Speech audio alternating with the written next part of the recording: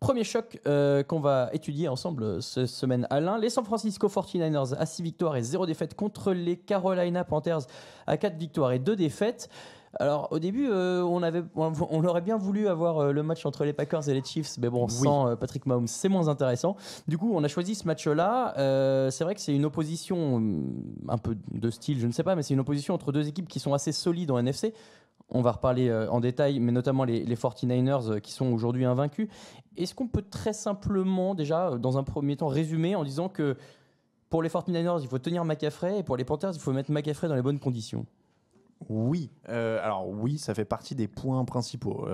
Christian McCaffrey, clairement, est la clé de voûte du dispositif offensif de Carolina, donc il va falloir faire du bon boulot sur la ligne offensive pour lui ouvrir des brèches. Moi, ça m'amène un peu plus vers les lignes offensives qui, à mon avis, vont être capitales. Mais clairement, tenir Bossa, Buckner, etc., alors qui vont évidemment pas se rusher, mais qui vont aussi être là pour essayer de perturber Christian McCaffrey, qui est une problématique de par ses qualités au sol et à la passe de toute façon. Donc, quand ils vont passer à Christian McCaffrey, il faudra du pass rush aussi. Mais passer à Christian McCaffrey sera une manière de déjouer le pass rush aussi. Donc là-dessus, c'est une des oppositions clés de ce match. Il y a un petit jeu, un mind game qui va se mettre, un jeu d'esprit, je ne sais pas comment on traduit ça en français, entre les deux coachs, mais ça va être intéressant. En réalité, il y a évidemment d'autres éléments. On avait déjà parlé dans ce podcast du fait que les 49ers sont la meilleure attaque au sol de la ligue quand même. Il y a 3 joueurs à plus de 200 yards, Matt Breida, Tevin Coleman, je vais y arriver, pardon, et Mostert, j'ai pas noté son prénom, du coup je sais plus, c'est terrible. Si je dis pas de bêtises. Possible. Alors, ils sont la deuxième meilleure attaque. Ils sont derrière Baltimore. J'allais dire, ils sont derrière Lamar Jackson, mais c'est ça. Et en fait, ils bétonnent en défense et au sol. Et donc finalement, ce que tu disais tout à l'heure, de couvrir à la fois McCaffrey dans les airs et au sol, c'est des choses qu'ils sont capables de faire, les 49ers. Alors oui, alors là tu parlais de eux en attaque, mais si on parle de la défense, oui, ça va être une problématique. Alors le truc, c'est qu'ils n'ont pas vraiment. Ils auraient pu avoir un test s'ils avaient affronté le Todd Gurley de l'an dernier. Ils l'ont pas vraiment eu parce que Todd Gurley est censé être un joueur très polyvalent, mais il l'est quand même un peu moins ces derniers temps. Donc ça va quand même être une des grosses intrigues. Après, tu parlais de leur attaque. Évidemment, ils sont deuxième au sol. Mais moi, ce que j'attends quand même vraiment de voir pour cette équipe des 49ers, c'est comment ça se passe si ce jeu au sol il est un peu bloqué et que Jimmy Garoppolo doit aller chercher un match. Parce que leur ligne est très bonne. Ils ont autorisé 8 sacs pour le moment. Mais de l'autre côté, les Panthers ont 27 sacs et ils sont l'équipe qui réussit le plus de sacs pour le moment. D'ailleurs, on connaît pas. C'est pas les joueurs les plus glamour. Hein. Mario Addison est le meilleur saqueur à 6,5. Il y a Brian Burns derrière à 4,5 qui a eu une petite. Alors ça m'inquiète un petit peu. Il a eu une petite opération. Alors on dit toujours que c'est mineur, mais il a eu une petite opération pendant la semaine de repos. Je crois que c'était au poignet, si je dis pas de bêtises, ou à la cheville, j'ai un doute. Vernon Butler est à 3. Donc c'est pas des grands noms du glamour et tout ça, de la défense, mais ils ont vraiment pris vie et ils ont vraiment été très très forts ces dernières semaines.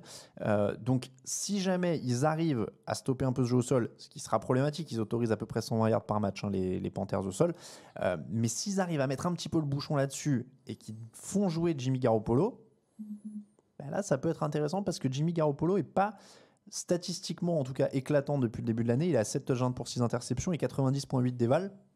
Ouais, mais il a lancé. Alors, c'est ce que j'allais te demander. Il a lancé 167 passes et c'est le plus bas total parmi les quarterbacks qui ont joué tous les matchs depuis le début de l'année. Alors, est-ce que c'est un choix Probablement. Hein, c'est le système des 49ers qui repose beaucoup sur le jeu au sol. Mais la question, effectivement, mérite d'être posée. Si jamais Kyle Allen prend feu, est-ce qu'en face, ils peuvent répondre? Mais c'est ça. Moi, j'attends de voir une configuration où il va falloir un peu plus de Jimmy Garoppolo. Alors, il n'a pas eu de chance contre les Redskins où il faisait un temps immonde. Là, ils seront à domicile. En théorie, ce sera plus praticable. Face à une défense un peu plus forte, voilà, moi c'est vraiment ma curiosité de ce match, c'est de voir un match où Jimmy Garoppolo va être un peu plus sollicité. Tu l'as dit, il lance pas beaucoup, il avait pas beaucoup d'armes. Alors George Kittle est une très bonne arme, on l'a déjà dit, il n'y a pas de honte à avoir un tight end en numéro 1. Mais c'est vrai que là, il y a Emmanuel Sanders qui arrive dans un échange. Ça change énormément de choses. Il a 30 réceptions, Emmanuel Sanders. C'est plus que Marquise Godwin et Deebo Samuel réunis, qui étaient les deux autres receveurs. Donc voilà, Kittle était à 34. Là, ils ont un Sanders à 30. Évidemment, il faut qu'il s'intègre un peu, mais ils vont trouver des choses pour le faire jouer. Donc, ça change les choses. Donc, ça lui fait en plus une arme en plus. Là, avec Kittle, avec Sanders, avec Deebo Samuel et Goodwin, ça commence à ressembler à quelque chose. En tout cas, c'est pas un des pires de la ligue. Il n'a pas à se plaindre de ce côté-là. Avec ce gros jeu au sol-là. Donc maintenant, il faut mettre à l'épreuve Jimmy Garoppolo. Même si, évidemment, en face, tu vas probablement en parler, il y a aussi épreuve. Il y a aussi épreuve, juste Kyle Allen, toujours pas d'interception en 5 matchs, 3 victoires à l'extérieur, à Arizona, à Houston et à Tampa, mais bon, c'était Londres, mais c'était quand même Carolina, l'équipe à l'extérieur. Donc il a quand même des arguments pour lui. Effectivement, tenir McCaffrey, c'est dommage, on en revient toujours un peu à lui, mais il est inévitable dans l'attaque. Le mot d'ordre est le même en fait pour les deux équipes. Stopper le jeu au sol, mettre à l'épreuve le quarterback. Ouais, c'est pas faux. Moi, c'est pour ça que j'aime bien ce match. C'est t'essayes de stopper le jeu au sol, qui est un monstre à plusieurs têtes du côté de San Francisco, et tu mets Garoppolo à l'épreuve. De l'autre côté, t'essayes de stopper McCaffrey, qui est le deuxième sur les yards gagnés en NFL actuellement, avec quasiment milliard. Il est à 923 pour le moment avec 9 touchdowns. C'est un poison à stopper. Tu le stoppes, tu mets Kyle Allen à l'épreuve. Mais encore une fois, Kyle Allen, 7 touchdowns, 0 interception, quand Garoppolo, lui, a déjà 6 interceptions, mine de rien. Donc, complètement. Donc voilà, c'est vraiment un match où moi j'attends de voir les deux quarterbacks à l'épreuve. Ouais, quel quarterback est capable de prendre les choses en main. Washington, ils n'ont pas accordé plus de 7 points au cours des 3 derniers matchs. Ils sont à 10,7 points accordés en moyenne sur l'année. C'est très peu. San Francisco, tu veux dire? Oui, j'ai dit Washington. Ouais. Je suis n'importe quoi. Bon, les couleurs se ressemblent un peu. San Francisco, pardon. À ton avis, combien doit en mettre Carolina pour gagner?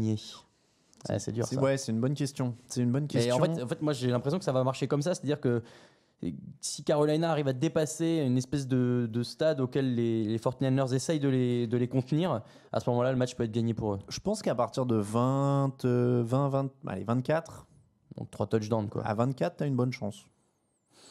Ouais, moi, j'irais dans ces eaux-là aussi, mais bon, c'est vrai que c'est difficile à évaluer. Et de toute façon, j'ai l'impression que les 49ers ne forcent pas trop non plus en attaque depuis le début de l'année, parce que leur défense est aussi dominante. J'avais noté quelques stats quand même sur les défenseurs des Niners. DeForest Buckner, il a quand même 5 sacs en 4 matchs à la maison.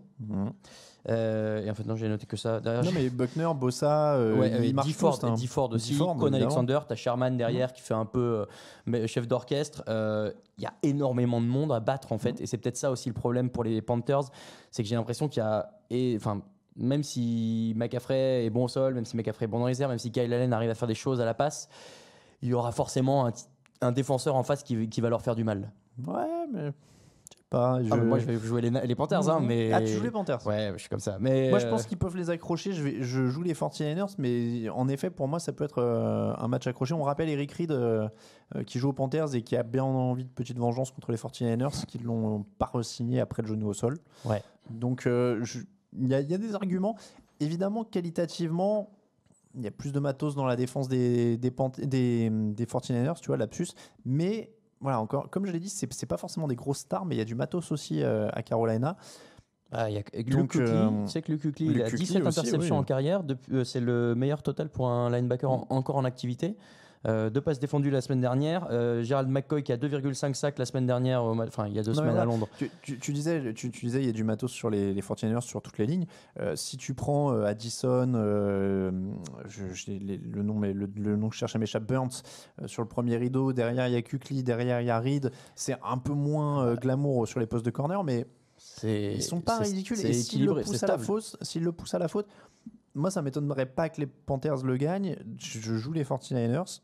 Mais match accroché, quoi. Ouais, moi, pareil, j'ai mis les Panthers parce que je le sens un peu mieux. De toute façon, il n'y a pas vraiment d'explication très logique sur ce genre de match. Ça peut se jouer à rien du tout. Ils sont à peu près équivalents aussi en termes de ballons perdus, ballons gagnés. Donc, tout est jouable. Match très sympa et qui peut relancer un peu les Niners, les Panthers dans la course au playoff et peut peut-être mettre un petit coup d'arrêt aux Niners qu'on voit très bons, mais qui n'ont peut-être pas vraiment eu un gros test pour l'instant. Donc, à suivre. On va passer à tous les pronos.